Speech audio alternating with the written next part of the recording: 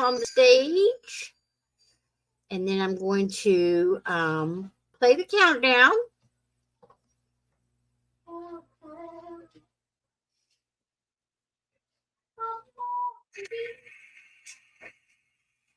Ooh, our goal has been achieved tonight. Thank you, thank you, thank you.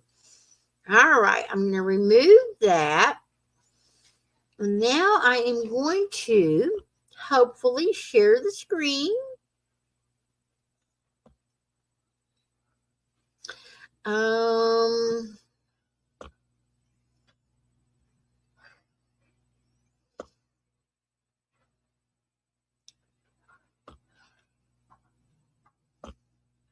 no.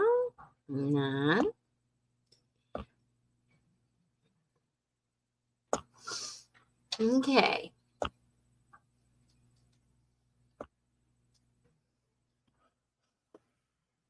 All right. So I'm going to go ahead and start the video right around where we left off. So when we left off, we were at the point where a couple of people seemed to have given him a ride. And when they gave him a ride, he didn't want to be dropped off at a certain place. He wanted to be dropped off at the entrance to the park. There's a lot of questions about, was she already deceased? We don't know. At one point, he returned home to Florida and then returned back to Wyoming and or Utah area. And there's questions about, whether or not he was basically going to get keys. I mean, that's what I think. I think he went to get keys to the van because he was unable to do anything with the van. So I'm going to go ahead and turn on the sound. And here we go. This is the continuation of the update we watched the other night. And then on October 21st, Tekeisha, the young woman you see in the video with me, she and I will update you further because there was even a development today.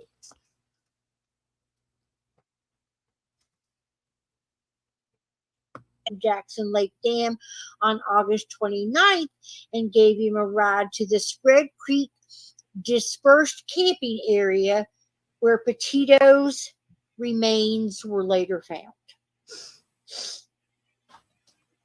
According to Jelovic, Laundrie told her he and his fiance had a travel blog. She was in their van at the camping area working on the blog, and he'd been hiking along the Snake River. Jelovic said she later provided the FBI with that information. Jelovic said that when they arrived at Spread Creek, she dropped Laundrie off before the gate at the entrance of the camping area. She said she offered once or twice to take him farther, but he was insistent that he be dropped off at the entrance. Laundrie then offered her gas money, but she declined. Jelovic said she picked him up around 6:15, which was just a few minutes after Baker had said Laundrie had departed her vehicle. What are your thoughts, Tekeisha? As I'm listening to it, because I was following along too, Tina, I'm thinking to myself as I'm listening and I'm reading along, he literally, in my eyes, and I could be wrong because I'm just thinking back, he literally left, came back. Okay. Then no type of feeling or anything. He hitches a ride, correct? He hitches a ride with this couple. Think about it. It makes you think, what's this plan? Right. I mean, because at that point, he has separated himself from the van. He has separated himself from Gabby.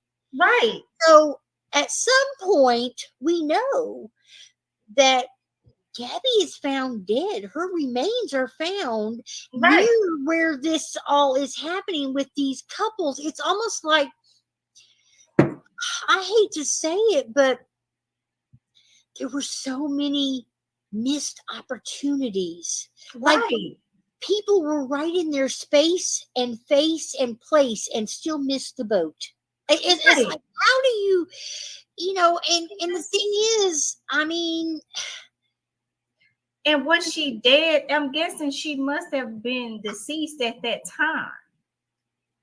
do you think that her body was in the van for a couple of days? So, okay, my first thing was, did he Could have go been. home to get something to kill her with? Did he go home? Did he Oh, go home to get something to help him dig a hole?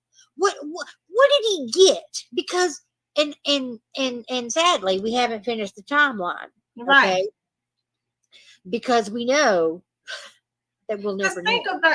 think about We'll it. never know. I mean, we'll never know. I do want to take a moment. I know for some of you who are watching, this case may be new to you. This case happened in 2021. It is an ongoing investigation, but I do want to give a trigger warning, because for those of you that have endured physical violence with a perpetrator who perhaps was never accused of anything or never stood trial for anything, which is often the case.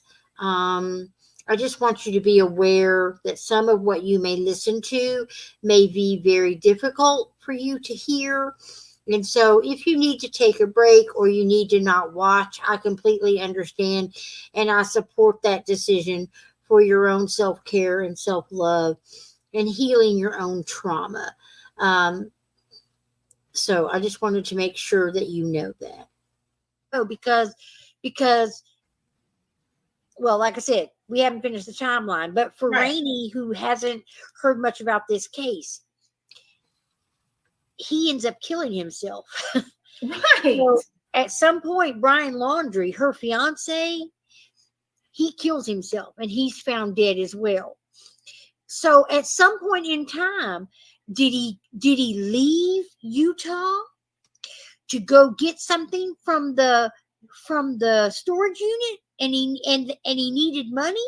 Okay, did he need money because he couldn't get access to Gabby's money because she's gone by now? Right. And then, yes, that, and he didn't have enough money to go get the things needed to bury her, or you see what I'm saying? Like, There's so many it's so unanswered many questions. it's so many questions, because I feel like it's silly. If you think about it, it sounds silly how he went away to do all this plotting, and how frustrating that could be, that you're going to cover up. Tina, hold on. But also, another question I have is, you do all of this to murder someone, Right, that's okay? my thing. And then after all is said and done, you go home and kill yourself. Like, Right, why would you not? Okay, if you are going to, I mean, and this is, God forbid, trigger warning, anyone who is listening or watching. But if you are going to kill your fiance in Wyoming, okay, why do you not kill yourself at the same time? Why do you do all this right, yes. hiding this and that? Nobody knows anything and it's all confusing. Oh And my you go all God. the way home and you kill yourself in the swamp of Florida near your parents' home. His family knew something. Oh, I listen. don't care what they say. Oh, They God, knew yeah. something, because he probably confided in his mom. Yeah, the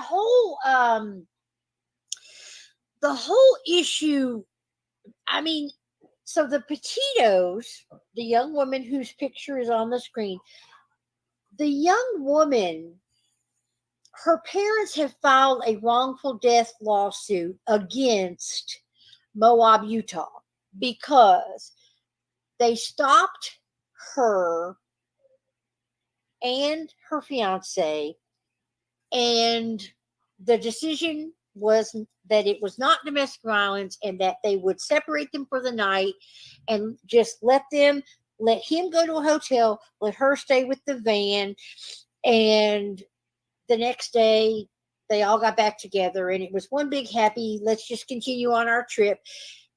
And her parents are saying, and now based on some of the video, that either I was too emotionally upset at the moment that it was being revealed in the beginning and I just didn't catch it, or whether things are coming out more and more now. But the police discussed the altercation. They discussed domestic violence. They decided it did not reach the point of domestic violence and that it was an altercation. And so they just made this decision and they let them go. But, her parents found this selfie on Gabby's cell phone. And that's the other thing, okay? Where was her cell phone all this time? And that's it exactly. Where was it? So I have not, and I don't want to put out there as though I am the Gabby Petito expert at all. I have followed the case from the very beginning, and believe me, every time I follow, I end up with more questions than answers. But yes, again, it's crazy making. It's because just we'll never know. I mean, right, that's exactly the thing. We'll never know. Look, he's causing crazy making, and he's not even here. Right. So the time, as we continue the timeline, September 1, this just blows my mind as well. Okay. Laundrie returns to the couple's home in Florida, where his parents also live, on September 1st, according to the police. According to an affidavit attached to a search warrant request, a license plate reader shows the vehicle exited I-75 into Northport at 10:26 in the morning. So that means that when Laundrie returned back to Florida, he returned in the van. Okay, he returned in the white van that belonged to Gabby, but he returned without Gabby. Correct. Okay? It says here, the white vehicle Petito and Laundrie had been traveling in was later recovered by the police at the home.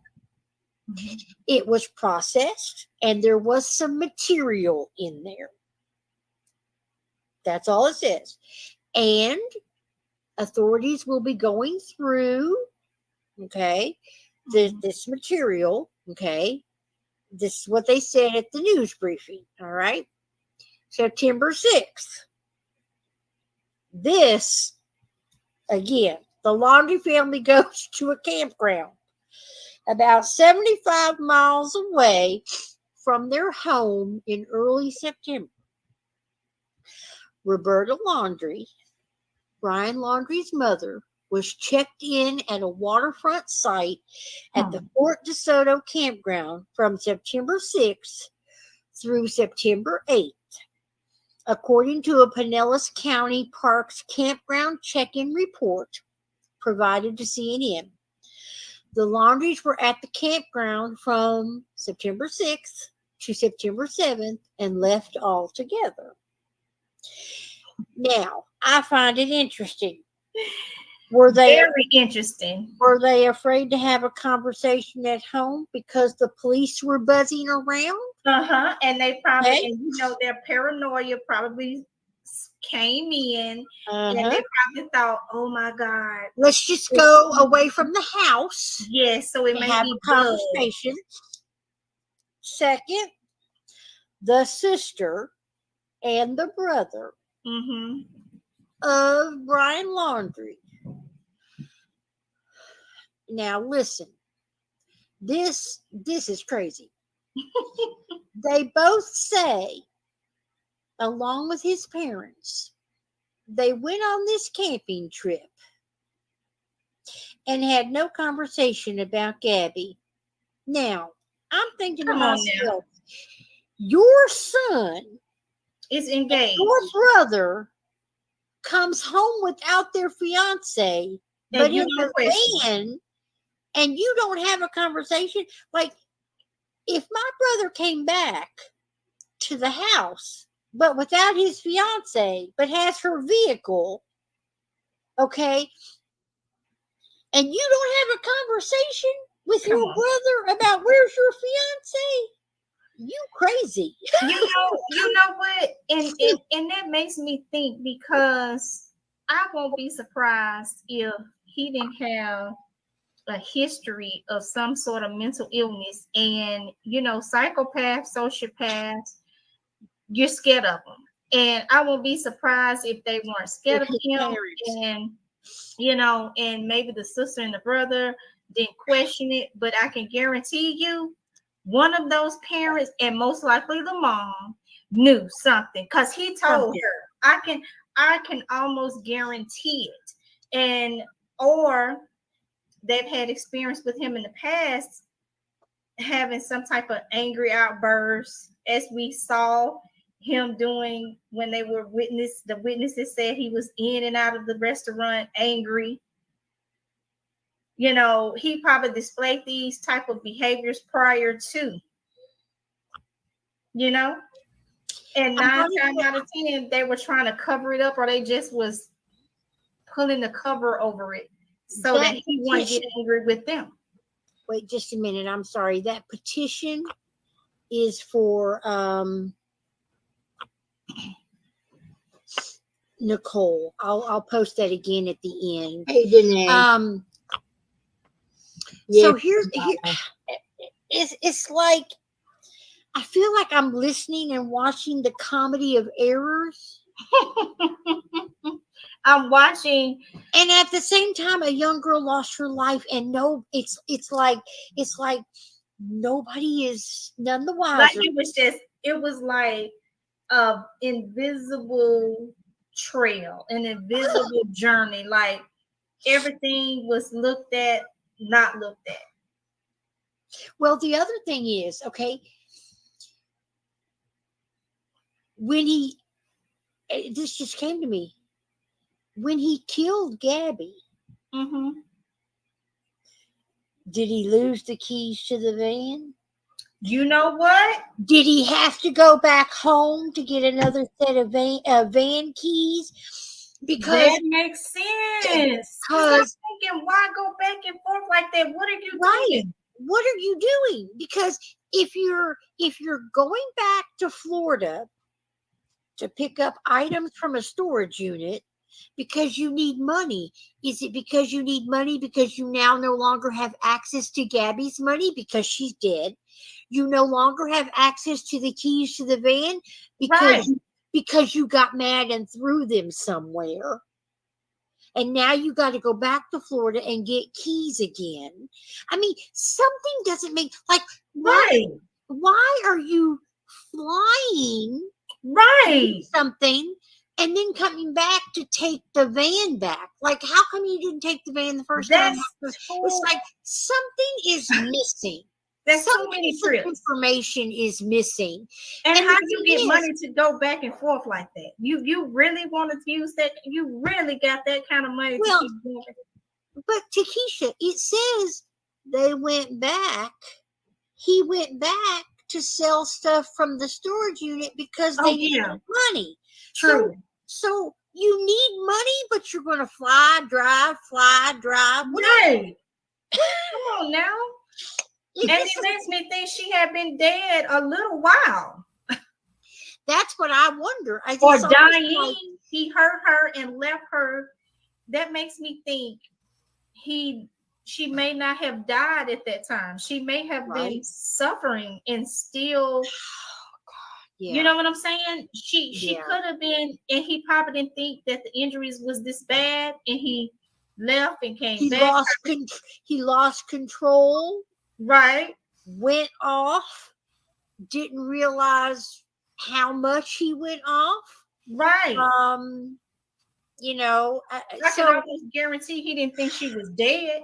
Right. He may have thought she was just injured, and she was probably slowly dying. Because if you read the journal, whatever the notebook he left behind, he said that he was trying to put her out of her misery. Like he was saying what he did, basically. I hurt her, and basically I just let her pass. Right. You know what I'm saying? It's just, and the thing is, he says it in such a way as though it's like he was doing something good. Right. Like that was his mercy at that point. And I won't be surprised if that was just a fabrication. Well, and that's okay. So back to the timeline. Okay, so after his family goes on this camping trip, and no one talks about Gabby, although their son and brother have returned without his fiance, but in her van. It says here that on September 11th is when her own family, they couldn't get in touch with her, and it says here, after not being able to get in touch with her, Petito's family, who lives in New York, reports her missing to police in Suffolk County, New York. Northport, Florida, go to Laundrie's home that night and ask to speak to him and his family. But we were essentially handed the information for their attorney. So immediately they closed the conversation and had an attorney. That was on September 11th is when her family finally reported her missing. So by this time, from end of August until about 2 weeks later, when they didn't hear from her, is when they finally reported her missing. Okay. And they also don't believe that the last text they received was actually from her. But you know, they don't know at what point the text may not have been from her. Right. Except for there were some days where there were lots of exchanges, and then there were less exchanges. And so it's when they got to the less exchanges that they feel like something changed. But that, you know, but again, there are missing pieces. Okay. Hello, Mr. Facebook or Ms. Facebook user. Yeah, that's what I was looking at. That's what I've been doing, trying to follow along on Facebook. Okay, so September 16th, in a letter that was read by the Petito family attorney at a news briefing, the missing woman's family begs for Laundrie's family to help in the investigation. And it says, please, if you or your family have any decency left, please tell us where Gabby is located, Stafford says. Tell us if we are even looking in the right place. All we want is for Gabby to come home. Please help us make that happen. He says that Petito's family reached out to Laundrie's family earlier in the month for information on Petito's whereabouts, but his family refused to answer. We haven't been able to sleep or eat, and our lives are falling apart, the Petito's family letter adds. September 17th, after several days of both Petito's family and police pleading with Laundrie's family to cooperate in the investigation, Laundrie's family requests the police come to their home, where they share they haven't seen Brian since September 14th, as if it's not any weirder, right? But they didn't go back with. Did they? Right. What was it? It says here that the police go back to the home where they shared his parents say, we haven't seen him since September 14th. We've been trying all week to talk to his family, to talk to Brian, and now they've called us here on Friday. We've gone to the home, and they're saying now that they have not seen their son. And Chris Cuomo from CNN says it's another twist in this story. And it says Bertolino, the Laundrie family attorney, tells CNN the whereabouts of Brian are currently unknown. And if you're tuned in on Facebook, we're going over a little bit tonight. The FBI is currently at the Laundrie residence, removing property to assist in locating Brian. And as of now, the FBI is now looking for both Gabby and Brian. Local and federal authorities kick off a search for the 23-year-old man. And Gabby was 22, by the way. In October, so now we're in October, the Laundrie family attorney told CNN that upon further communication with the FBI, the parents now believe that Brian left to hike on September 13th or 14th. Now, remember, the family went on their trip together. And that's what I'm saying. But they do have footage that they were there, right? Yes, because they saw them entering and leaving the park. Okay. Because I was about to say, I'm thinking, did they go with him to cover the body up, And that was a week earlier. So a week before Brian goes on his own, he and the family went together. Right. Don't you find that interesting? That's when they had their little session of the powwow, but no one talked about Gabby, right? Exactly. It says then in October, the family attorney told CNN that September 13th, not September 14th, is when they think that, and they changed the day, but they think that Brian went on this hike, The Laundries were basing the date Brian left on their recollection of events. Bertolino, the attorney, said on October 6th. On September 18th, Northport police say authorities are conducting a search for Laundrie at the Carlton Reserve, which is a nature area with more than 80 miles of hiking trails in Venice, Florida. Roughly 50 law enforcement officers from 5 local agencies and the FBI are searching for Laundrie. Taylor says at a news conference, adding Laundrie has an enormous amount of pressure on him to provide answers to what's going on. Meanwhile, the FBI announces the agency and its partners are also conducting ground surveys in Grand Teton National Park relevant to Petito's disappearance. The national park is where Petito is believed to have been before her last communication with her family. September 19th, human remains were discovered in Teton County. They are consistent with the description of Petito. Full forensic identification has not been completed. Now, this was at the time that we found Gabby, but her family has been notified. September 20th, the parents of Brian Laundrie are questioned at their home by the FBI. Christopher and Roberta Laundrie are escorted from their home and return after federal agents executed a search warrant. According to Taylor, the Northport police spokesman, authorities search the home for hours. Police say they have exhausted the search at the nature reserve and that the search area has shifted. September 21st, the Teton County coroner confirms the human remains found in the Bridger Teton National Forest are those of Petito. The cause of death remains pending final autopsy results. And it says, this is earlier in the timeline, the couple that offered him a ride to the entrance, that this was all not far away.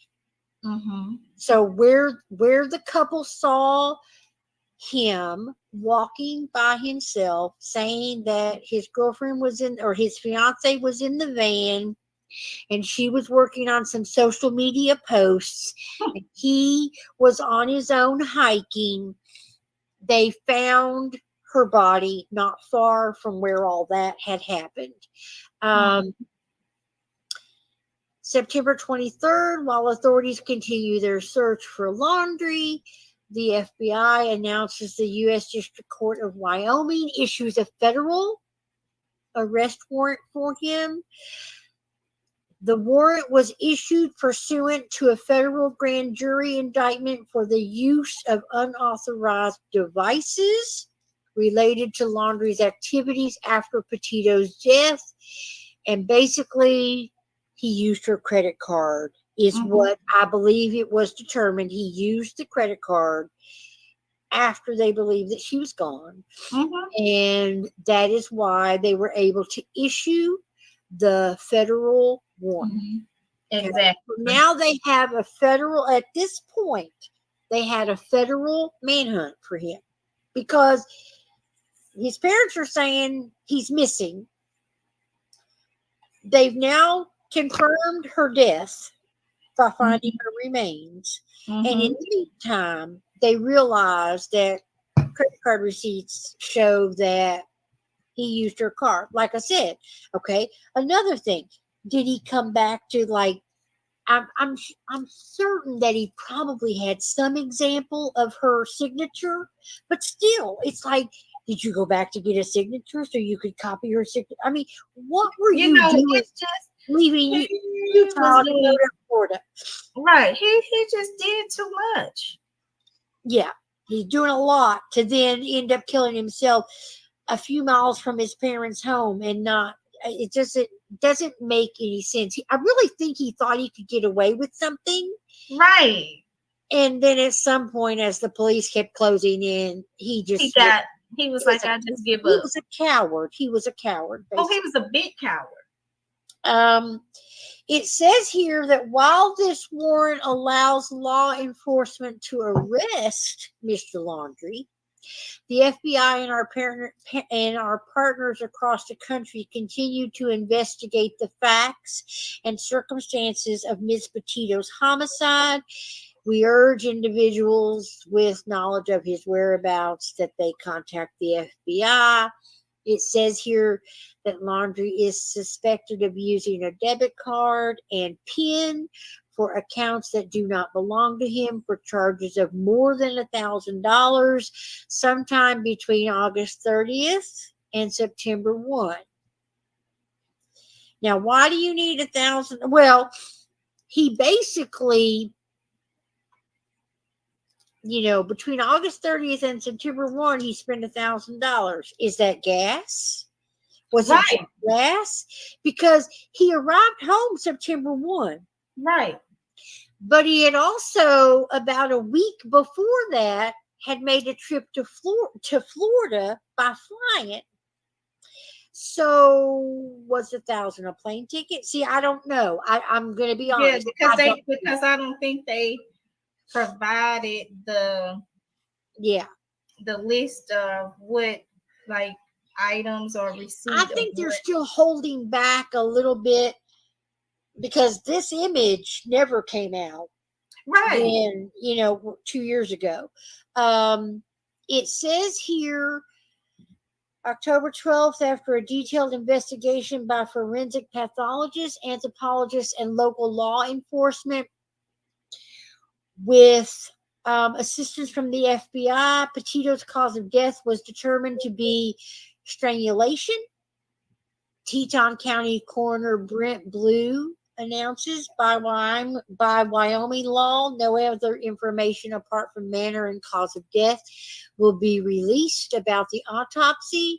The coroner says that Petito's body was outside in the wilderness for about 3 or 4 weeks before being found. Laundrie remains missing. October 20th, weeks into the search for Laundrie at Florida's Carlton Reserve, investigators found what appear to be human remains, along with personal items, including a backpack, and a notebook. According to Special Agent, the items were found in an area that had been underwater until recently. Mm-hmm. And it says, I know you have a lot of questions, but we don't have all the answers yet. The Laundrie family attorney said some articles belonging to Laundrie were found off a trail he frequented at Myakkahatchee Creek, a site connected to the Carlton Reserve. And then Laundrie's parents informed the FBI and Northport police the night prior that they had intended to come to the park to search for Laundrie on their own, basically. And that after a brief search, it was the family. It was the family that found the articles belonging to him. See, and my immediate thing is, did they plant the notebook? Possibly. It says the Sarasota County medical examiner and a cadaver dog were called to the Carlton Reserve. In a tweet on the same day, they found the items of interest. They closed the park. October 21st, the FBI confirmed through dental records that it was Laundrie. Earlier Thursday, that day, the police spokesperson tells CNN that what authorities found were skeletal remains as well as clothing. And a source with knowledge of the investigation also tells CNN that the notebook discovered, among other belongings, is possibly salvageable. It says that he died by suicide from a gunshot wound to the head. Announcing in January, that was in November. They announced that he died by suicide. In January of 2022, so now we're into the new year at that point, because this all happened in 2021. In January, the agency says, after reviewing the contents of the notebook found near Laundrie's remains, they found written statements by Mr. Laundrie claiming responsibility for Ms. Petito's death. The FBI also confirms it was Petito's debit card Laundrie used without authorization between August 30th and September 1st on his drive back to Florida from Wyoming. And several messages exchanged between Laundrie's phone and Petito's phone after her death were likely Laundrie's attempt to deceive law enforcement by giving the impression that Miss Petito was still alive. The agency says they met with Petito's family and the investigation will be closed. All logical investigative steps have been concluded in this case, the special agent in charge said. The investigation did not identify any other individuals other than Brian Laundrie directly involved in the tragic death of Gabby Petito. You know, this story back then was very, very triggering for me. It still gives me a little sense of triggers now, but this should show individuals that's out there listening to the show tonight, speak up. Yeah. You know, I hear so many things. I hear so many people say, you know, it's not me. I don't want to get in it. Be anonymous. You know, it's so many lives that can be saved. And sometimes you can't fault the victim, because when you're in an abusive relationship, they can literally, and I'm just going to use the word, brainwash you. And people don't think that this is true, but they can brainwash you. So me and Tina decided this because we didn't just want to read the timeline just because we want to prove something. We want to show something, that these type of people can either be cold and calculated, or they could be cold and not detected. And when you feel those, when you have those moments in your gut, and you see those red flags, it's really easy. And I don't want to say easy as in easy, but it is easy to ignore, and it is easy to not want to believe that you see what you see, or that you know what you know, or you think what you think, or you feel what you feel. It's like you want to explain to yourself that you're wrong. And the thing is, this is a young girl of 22 living her best life on social media, and she didn't see what she saw. She didn't know what she didn't know. She wanted to believe the image she was portraying, and yet this picture shows what she was really living. But she didn't share this with the world. She shared all the good stuff.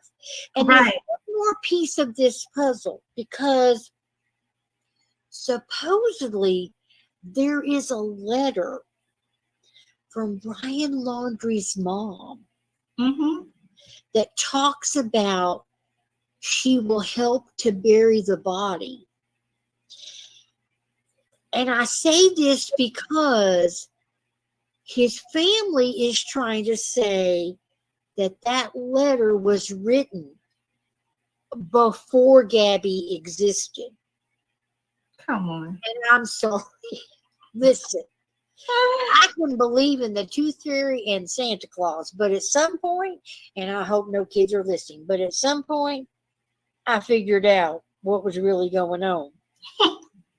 And I can believe a lot of things, but you won't tell me how conveniently you got a letter about a body. Like I said, come on now. You got so, I love when you say that. Come on now. Come on. You're Herman Jackson says having a powwow a week before he goes missing. It's almost like, so did you plan him going missing? Did you plan his hike? Right.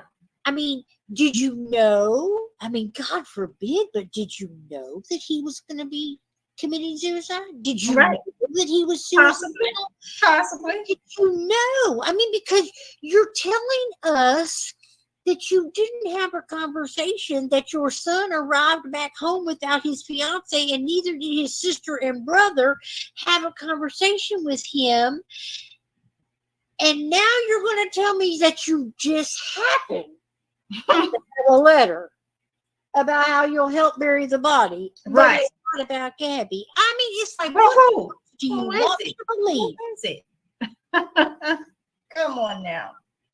Come on now. And Furman Jackson, even, he says to keep speaking out. Yes, you got to keep speaking out. Me and Tina and some more authors have a book, and we decided to do this speaking out journey monthly. It won't show the book without it being blurry, huh? No, and I don't know why. I don't know. It's called The Power of Breaking the Silence. The Power of Breaking the Silence. The Blueprint of a Survivor. And I know for me, Tekeisha, silence was a huge piece. Yes. Of what kept me there, because as I said earlier, you don't want anyone to know. Right. You're still questioning in your mind, is what's happening really happening? Have I framed it all wrong? He keeps telling me that I'm the crazy one, that I don't remember things, that I don't know.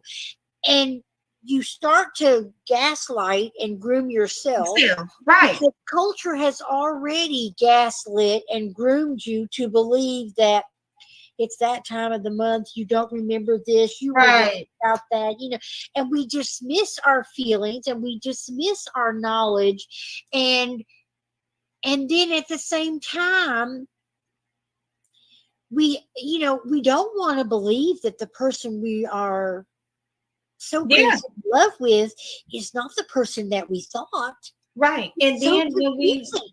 right, and when we do, we tend to make excuses in our head that, oh, maybe this is not it, or you keep a memory of the little good things that they do and you use that as a band-aid to cover up the flag. It's, I mean, me and Tina, we all are going to be on a tour soon, and it may not be tomorrow, but we're going to be, we're planning some things even here on her show, my show.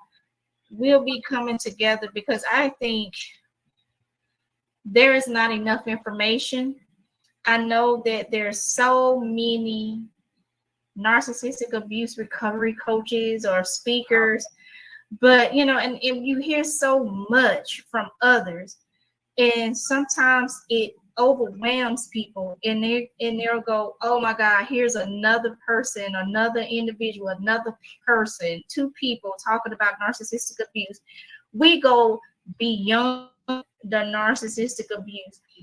We bring a community, we bring togetherness to say, let me help you, let us help you speak out. We want you to use your voice. Because we know that, there's two things basically. Mm-hmm.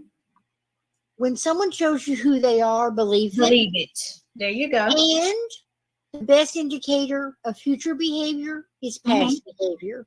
Mm-hmm. And as much as we would like to explain, understand, and give 1 million chances, I did a TikTok one time that basically said, I'll give you 1 million chances. But you know what I learned?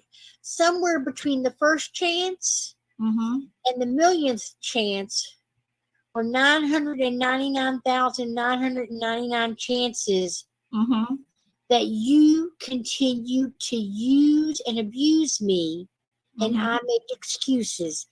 And I'm not saying that my excuses blame me in any way, but it kept me there. Right. And like Raina I could not see what I did not want to see. I could not know what I did not want to know. And even when I saw and knew, Tekeisha, the emotional and mental hold they have on you, yes, is stronger than any physical hold they could have. Oh, yes. And our friend Doris, who helped collaborate this book, one of the things that she says, and it is so true, abuse is mental health. It is. Abuse begins in your brain. Yes. That once they have control of your brain, yes, it's mental. It's you are truly, and I'm glad you said that, Tina. It makes sense now. You literally go to a mental state of mind, a state of mind of confusion. It can go down, spiraling down quick. You start, don't you know, y'all, that it could get so bad that it will actually cause fibromyalgia. It's, and I have to research again, but it's several other illnesses that comes with this type of IBS, Crohn's, yes, Crohn's, complex PTSD. I have several individuals, friends of mine, that had brain scans done because they left relationships where they could barely form a sentence. Yes. Had their brain scan done and could see the image of their brain and the damage done to their brain. And now, several years later, the brain scan looks better because they have healed. Yes. Don't you know that it does something it literally does something to your brain. This is I why know my memory was bad. yes, mine was too, and I'm kind of getting it back right now. But it still have I still have, and I'm still working through not just this memory loss, but also having to have a counselor. Because I still have trapped residue from that past relationship that I kept in my storage box in the back of my mind and did not know I had there, that I had to bring out that box and put it in my face. So what happens is I'm taking it out of the box, putting it in my face, and I'm addressing it. This is why it is so important after this abuse that you reach out to someone who's experienced in this so that you can get the proper care. I'm telling you, you need it because this will affect your life long term. And Rainey said, even be a child with this type of abuse causes PTSD. Yes, it's true. Like Patricia said too. Yes, you don't even have to experience the abuse. You can be in the midst of the abuse. We're just saying, get the help. And yes, there are several coaches out there. There are several counselors out there that are experiencing this, but you need to find the right person that fits you. Well, I want to share with you at least the petition because I cannot get the video to show, and I will figure it out by next week. But the petition that I have on the screen is a young woman, Nicole Sinkuli, in California, who was murdered by her boyfriend. She was 25. He used a claw hammer and he killed her by hitting her in the head 13 times. Oh, wow. He left her dead in their apartment. And he washed his hands in the ocean. He is in prison. What her family is dealing with, this is now the third attempt for him to be paroled. He shows no remorse. He shows little change. And the petition to keep him in prison is at change.org. So you can put in change.org and look for her name.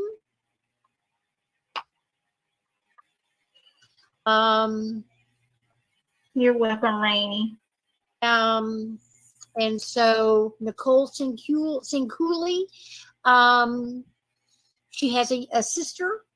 You know, from what I understand, they were on the show one night. They shared her love and her life and her story. They've started the Nicole Sinkuli Foundation. It is to bring about awareness to domestic violence. It is to be a resource, and it is also to help keep these predators, and I don't use that term lightly, in prison. And so he is up for parole again in May, and the petition is to keep him in. Last time they gained enough signatures, the governor stepped in and made the determination to keep him in. So Karen. Oh, wow, Karen. Yeah. Karen is one that I was talking about, and I'm so glad that you spoke up and shared, because I don't want to give names of people and friends, but yeah, in 2020 could barely form sentences, heavy memory loss. Recent MRI shows brain almost normal and no need of another MRI. Right. Thank God. See, that's why we need to talk about that so often, Tina, because people don't understand that this type of abuse, it shapes your brain, man. Something You I know? noticed, and this is, probably within the last year. One of the things that I was constantly being told was I didn't hear correctly. Yes. And so one of the things that was a huge issue for us at the home was I was always in trouble for the TV being too loud. Yes. Because Yes. telling me TV too I couldn't loud. hear, Temperature okay? in the house is too cold, too warm. So I started using the comments, the captions on the TV. Oh, wow. Okay, because I didn't want to disturb him. Okay, so I was too noisy. Then I was too quiet. And then I was too stupid to turn the captions off.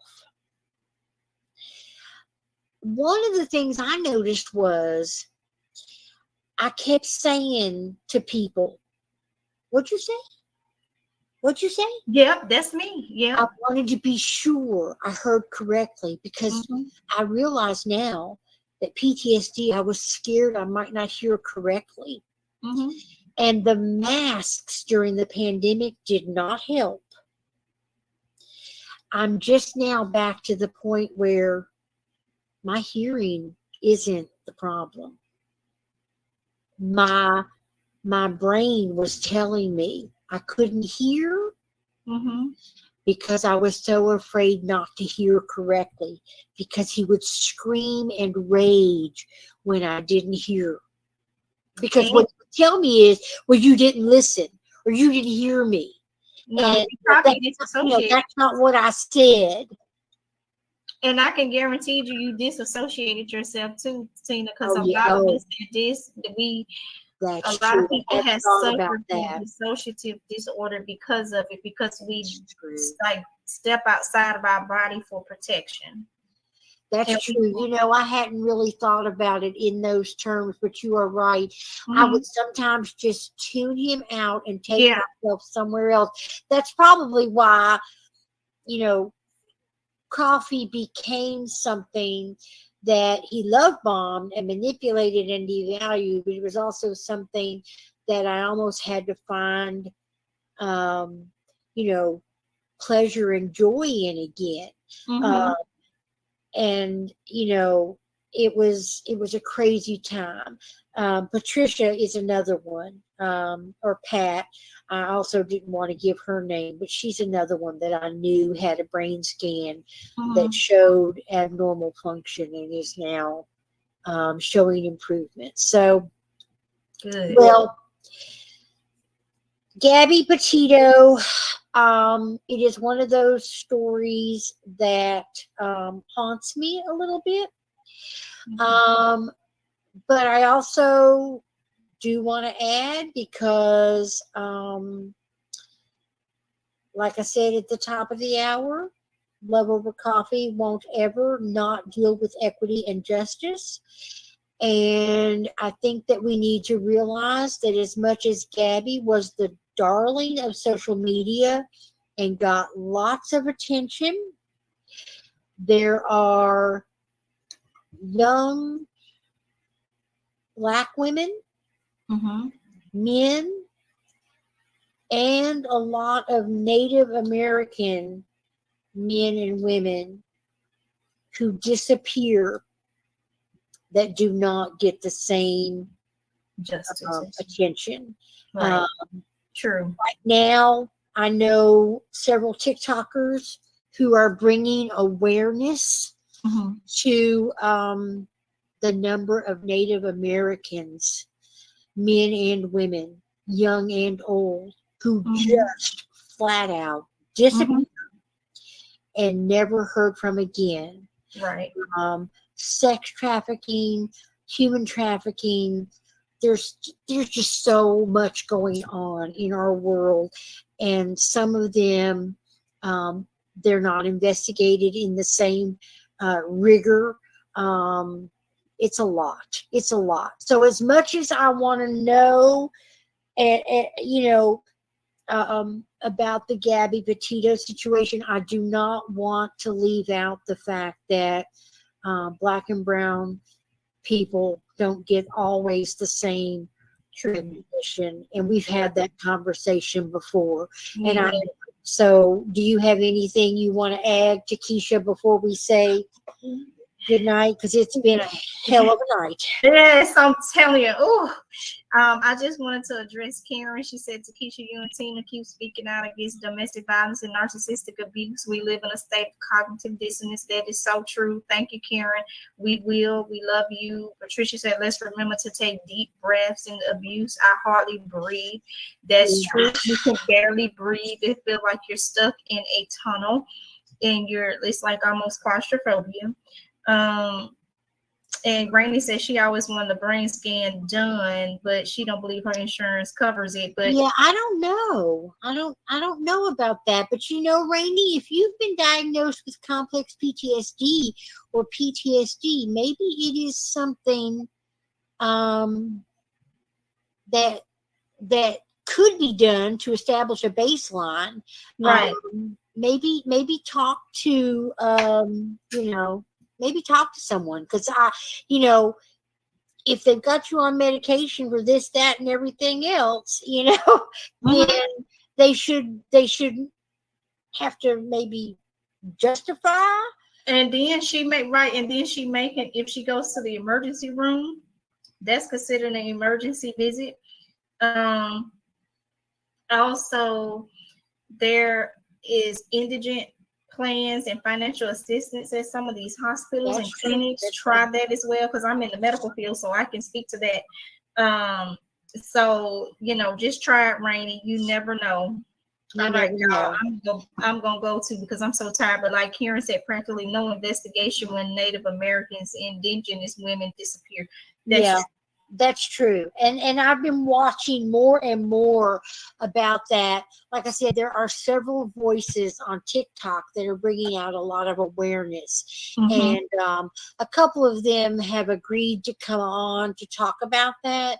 And I just, we're just checking schedules and that kind of thing. Yeah. So thank you, Rainey. I know that you will use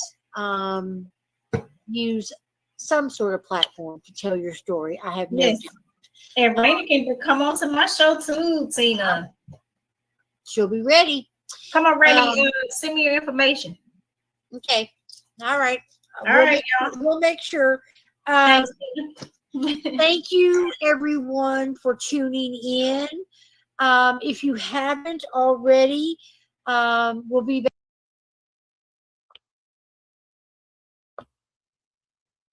All right. I just want to say, of course, thank you all for the likes and the loves and the shares. I honestly appreciate your presence. Thank you for the gifting, the watching, the listening. I want to thank the moderators, Cat Links, Angel, Sue, and Nicole. I don't know if they've all been here. I know that for some of us, this is very difficult material. But I do want to say again, thank you so much for being here.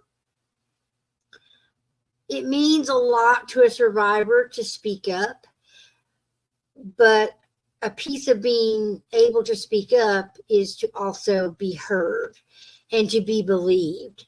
Over the next few nights, I have Debbie, who was instrumental in writing a book.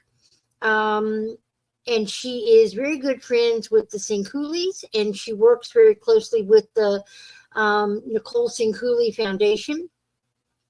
So she will be here on the 14th. So tomorrow night, we're going to watch the Claudia and George. I think his name is George. I don't know why. I guess I'm more attached to the mama. than I am to her father, through no fault of his own. But Claudia Sinculi and her husband will be here to talk about Nicole's case. The petition that you saw in the video was for May of 2023. Unfortunately, he became ill, the perpetrator, and it was postponed until November. So coming up next month is another parole date. The Sinculis have taken off the month of October. They are trying to just regroup, reset, and just heal, continue healing for a case that happened many years ago. So I'm going to re-broadcast their story tomorrow night. Debbie, who works closely with them, will be here live on Saturday. Karen, who suffered brain damage, who was in a relationship for 33 years, will be here on Sunday. And Tekeisha will be my guest on Monday. She endured domestic violence and human sex trafficking. Tekeisha will be back on the 21st because we're going to give updates again. There have been some updates since this update on the Gabby Petito case. And as I said, there was a development even today. So we will bring you up to speed on that. And then we also have a couple of other high-profile cases that we want to bring to your attention moving forward. And then I have some other guests that are confirming still. If you're out there and you want to tell your own story, please message me and I'll get you on the books. I have some other nights available, and so that you may have several to pick from. And then there are also some old episodes that are still quite informative, and I want to play some of those as well. So again, thank you everyone for being here. Thanks again for all the likes, loves, and shares. I really appreciate your presence and your support. And have a good night, and I will see you back tomorrow night, 9 p.m. Eastern Standard Time. So have a good night. Go rest. As Pat said in the video we were watching, go do some meditation. Go do some breathing. Go watch something stupid on television. And just let it go. And I know that that is not an easy process. Again, I want to thank everyone for being here last night. My friend reminded me when the episode was over because I was in such a heightened state. I do want to thank my friend of over 30 years, Kathleen. Honestly, I can't cry without talking about her because she has been in my corner since the day I met her. And I don't know where I would be without her. Kathleen and my brother. My brother's gone through his own crap. Lord knows. But I do want to thank those two people because between the online family, the people I know, Kathleen and my brother, honestly, I don't know where I would be, literally and figuratively speaking. And so I really want to take a moment and say thank you and regroup. I'll see you back tomorrow night at 9 p.m. I'm going to go ahead and turn off the live on TikTok. So many people online, Gina, Shirley, Patricia, Karen, Carol, they're here. They're always here. Gina and I have planned a cruise when I turn 60. So, learning to live again is a day by day, minute by minute, sometimes second by second process. And so I really appreciate the fact that moving forward, it still requires sometimes looking back, and that's hard, but looking back and being free is different than looking back and being stuck. So for those of you out there who are perhaps living in, coming out of, or have been removed from a situation that includes domestic violence, please reach out. Even if you don't want to tell your story, I'm here to listen and to believe you and to help you be heard. So, thank you, everyone on Facebook and all the other platforms. I will see you back tomorrow at 9 p.m. Eastern Standard Time. Have a great night. Bye. Oh.